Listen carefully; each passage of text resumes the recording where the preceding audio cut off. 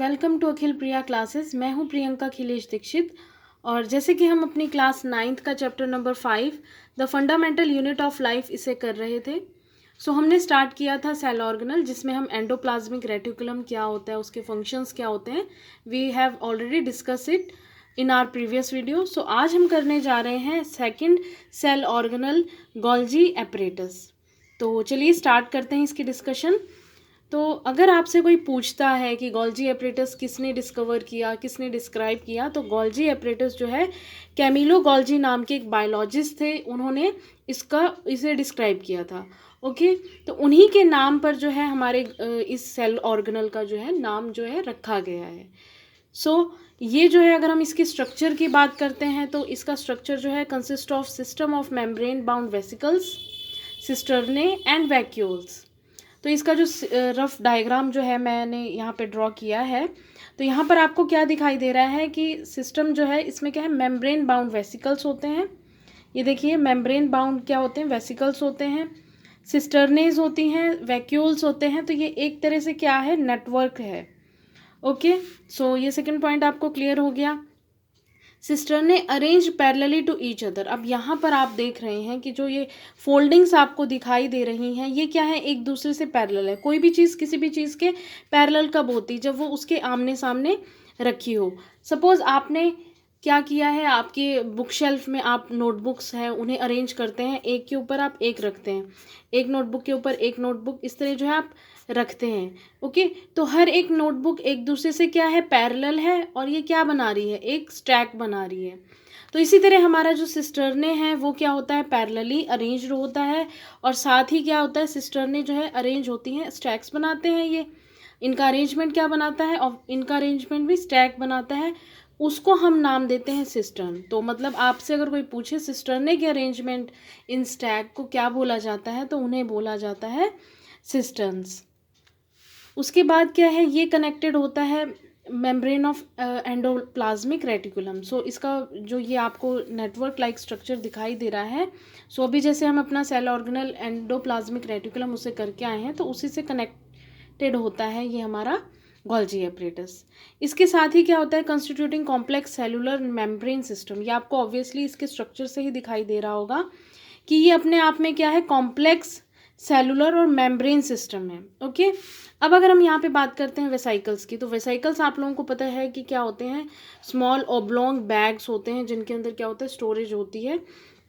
Okay, और अगर हम बात करते हैं वैक्यूल्स की, तो वैक्यूल्स और वेसिकल्स का जो शेप है, अगर हम उन्हें देखें तो इन दोनों की शेप में हमें कोई खास अंतर नहीं दिखाई देता है। और वैक्यूल्स क्या होते हैं, वैक्यूल्स होते हैं जिनमें क्या है, प्रोटीन्स जो है वो स्टोर होता है। सिस्टर ने आपको पता ही है कि ये क्या है, क्लोज्ड राउंड सैक्स होते हैं। ओके, ये अब हमारा हो गया। अब हम पढ़ेंगे, इसमें आप देखेंगे कि इसके दो फेजेस होते हैं। गोल्जी एपरेटस के दो फेजेस होते हैं। एक फेज है उसको हम बोलते हैं सिस फेज, एक फेज होता है जिसे हम बोलते हैं ट्रांस फेज। तो अब इन दोनों में क्या डिफरेंस है, देखिए, जो सिस फेज होगा वो क्या होगा, न्यूक्लियस के सामने होगा। ठीक है, तो हम ये कह सकते हैं कि गोल्जी एपरेटस का जो सिस फेस है वो कहाँ होता है, न्यूक्लियस के सामने होता है, यानी कि सिस फेस की तरफ क्या है, न्यूक्लियस बना रहता है। ठीक है, तो उसके सामने जो फेस पड़ेगा हमारे गोल्जी एपरेटस का, उसे हम बोलते हैं सिस फेस। वहीं जो हमारा अदर साइड है गोल्जी एपरेटस का, वो क्या कनेक्टेड होता है, उसकी साइड क्या होती है, प्लाज्मा मेम्ब्रेन। उसके साइड होगी प्लाज्मा मेम्ब्रेन, तो उस फेज को हम बोलते हैं ट्रांस फेज। तो यहाँ से आपको पता चल गया, सिस फेज में क्या होगा, न्यूक्लियस जो है वो दिखाई देगा, ट्रांस फेज जो है वो कहाँ होगा, प्लाज्मा मेम्ब्रेन की तरफ। सिस हो गया न्यूक्लियस की तरफ, और प्लाज्मा मेम्ब्रेन की तरफ हो गया हमारा ट्रांस फेज। अब हम बात करते हैं कि इसके फंक्शंस क्या होते हैं। अगर हम बात करते हैं फंक्शंस की गोल्जी एपरेटस में, तो सबसे जो मेन फंक्शन है गोल्जी एपरेटस का वो होता है स्टोर, मॉडिफाई एंड पैक। अब इसको देखिए, ध्यान से समझिएगा, स्टोर, मॉडिफाई, पैक को। अब क्योंकि हमारा जो सिस फेज है वो कनेक्टेड है हमारा न्यूक्लियस से, यानी कि न्यूक्लियस की तरफ है, तो न्यूक्लियस से जो भी मटेरियल बाहर आएगा, ठीक है, न्यूक्लियस से कोई भी मटेरियल बाहर आ रहा है, प्रोटीन आ रहा है, कुछ भी आ रहा है, अदर मटेरियल आ रहे हैं, तो वो क्या होंगे, वेसिकल्स के थ्रू होंगे, वैक्यूल्स के थ्रू होंगे। तो ये वैक्यूल्स क्या करते हैं, ये वेसिकल्स क्या करते हैं, सिस फेज से गोल्जी एपरेटस के अंदर एंटर हो जाते हैं। ओके, सिस फेज से गोल्जी एपरेटस के अंदर एंटर हो जाते हैं, क्योंकि इनमें क्या होता है, स्टोरेज कर रखा है इन्होंने। अब ये सिस फेज से क्या है, अंदर हो गए, गोल्जी एपरेटस के अंदर आ गए। वहाँ क्या होंगे, इनमें क्या होगा, कुछ मॉडिफिकेशन होगा। ओके, अब जैसे ये पहले थे वैसे नहीं होंगे, इनमें क्या हो जाएगा, मॉडिफिकेशन हो जाएगा।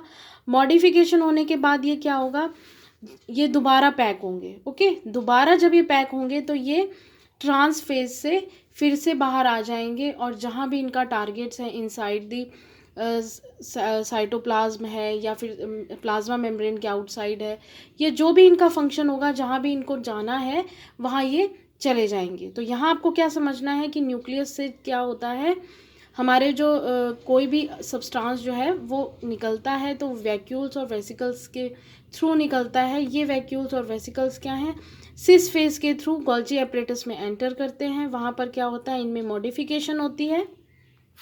ओके, मॉडिफिकेशन होने के बाद ये दोबारा क्या किए जाते हैं, पैक किए जाते हैं, और पैक करके क्या होते हैं, ट्रांसफेज से ये फिर से बाहर निकल आते हैं। सो ये आपका जो है सबसे मेन पॉइंट है कि अगर कोई पूछता है कि सबसे मेन पॉइंट या मेन फंक्शन क्या है गोल्जी एपरेटस का, तो वो है कि ये स्टोरेज करता है, देन जो भी सब्सटेंस वेसिकल्स आए हैं उन्हें क्या करता है, मॉडिफाई करता है, देन आफ्टर पैक करके ट्रांसफेज से इसे एग्जिट करवा देता है, और जहाँ भी इसका टारगेट है इनसाइड और आउटसाइड द साइटोप्लाज्म और प्लाज्मा मेम्ब्रेन, ये उस इसी तरह ऑपरेट करता है। देन सो आई होप कि आप लोगों को क्लियर हो गया होगा।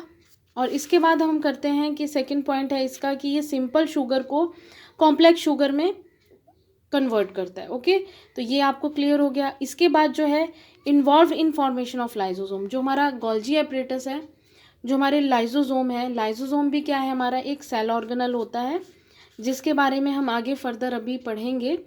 सो उसकी फॉर्मेशन में भी क्या करता है, गोल्जी एपरेटस हेल्पफुल होता है। सो आई होप ये आप लोगों को क्लियर हो गया होगा कि गोल्जी एपरेटस क्या होता है। अब यहाँ पर आप डायग्राम में देख सकते हैं कि इनकमिंग ट्रांसपोर्ट वेसिकल है, यहाँ से क्या होगा, यानी कि न्यूक्लियस से ये निकला है, ये गोल्जी एपरेटस के थ्रू इन फोल्डिंग से होते हुए क्या होगा, मॉडिफाई हो जाएगा। मॉडिफाई होने के बाद ये दोबारा जो है ट्रांसफेज से बाहर निकल आएगा। यहाँ पर क्या है, देखिए ये देखिए आप देख सकते हैं न्यूली फॉर्मिंग वेसिकल, यहाँ से क्या है, न्यूली फॉर्म हो रहे हैं। जब ये पूरा फॉर्म हो जाएगा तो ये डिटैच हो जाएगा, और इस तरह के वेसिकल्स जो है मेम्ब्रेन बाउंडेड वेसिकल्स बन जाएंगे।